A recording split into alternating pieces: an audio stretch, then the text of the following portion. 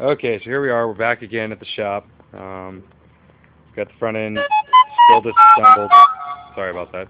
Still got the front end disassembled. Um, Put the bumper skin on just to get it out of the freaking way because we got so many parts floating around in here. So much crap in the way. But anyway, we'll move on to the important part. The roof is now off of the car. The A pillars were, as we showed you before, were completely busted up, so we had to cut those clear to the ground on both sides. Then we move back here to the B pillars. On these we actually cut high because they were intact. Just cut them high. We skinned them here, like you can see right here. There's a cut. And what we're doing here is this is so we can weld the internal. Because if you look, you've probably never seen inside your pillars, but there's several layers in here. We need to be able to weld all of them at the same time. So what we're doing here is we've cut this skin, the initial skin back, the part that you actually see on the outside of the car back, so that we can weld the interior parts.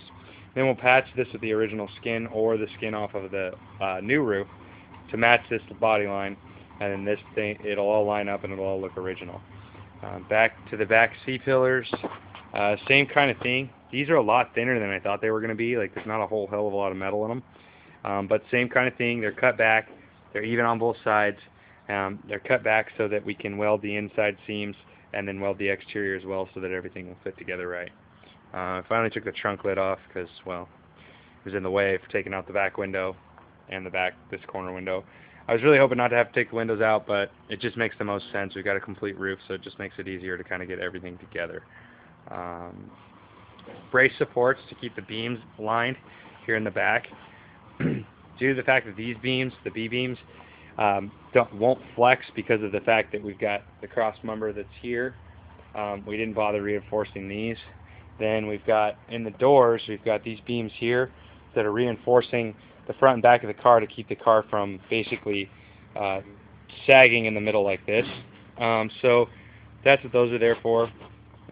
Dashboard's still apart. Everything's out of it.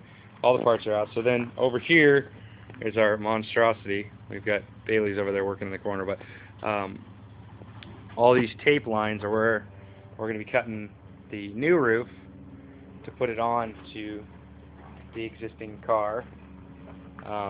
Picked up a couple more parts, just some random stuff around town that was, on sale or whatever. But I got wide body front fenders, so we're not going to use the original fenders anymore. We're going to use these. I actually have to gel mold these and make another set for a buddy of mine. There's the roof panel out now. This bumper beam actually ended up not being the right one, which I should have been able to tell by looking at it, but I'm an idiot, so don't mind me. Here's the, wow, it's dark over here though. Over here is all the rear wide body is over here. This stuff all has to be prepped and sanded and molded as well. Body lines on this side. We finally got the roof scoop onto the new roof. I just figured while it was on the table it was going to be a hell of a lot easier to rivet in and get it set right. The doors, both doors are now off the car as you saw earlier. I kind of want to show this roof scoop and vent off just a little bit. I mean, I showed it to you guys when it was not on the car, but now that it's on the car, it's kind of neat. Once again, these are from Primitive. Picked up the whole set for 180, so they're fairly cheap. Not any big deal. But here, let me cycle the vent real quick. I don't know if you can see inside there. There's a metal piece right there. You're looking at the crossbar for the scoop itself, and then the actual metal piece that's behind that is the vent. So here, let me cycle it real quick. Vent's multiple set, so now it's open forward, and now Bailey's gonna cycle it for me. So now it's down, and then once you push the rod back, it actually cycles backwards. So if it's raining or whatever, you don't get any crap in your car. If you look underneath here, that's all the bar assembly, and that black bar right there is what moves everything around so that the scoop is adjustable depending on weather conditions and what kind of interior conditions you want. So that's all set up now. We've got all the glass out. It's all laying around. But that's pretty much it. We're just getting ready for, like I said, we're prepping this roof to get it slapped on the car. So the next time you see it, this will be the first time in 2 years this car actually has a functioning roof where I can sit in the frickin' car. Because being 6'3" with a smashed roof does not work. Besides, cops don't like it that much anyway.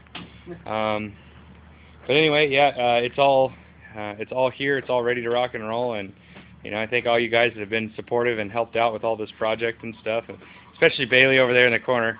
That's my welder. He he knows what the hell he's doing. I just sit back, relax, and smoke. So anyway, you know, ask any questions, whatever. If you guys have any insight into anything else, let us know. You know, if you have any questions, I can always ask Bailey too if you get into any crazy ass body work like this. But we're gonna turn the grinder on, so I'm gonna turn you guys off. Have a good day, guys, and thanks again.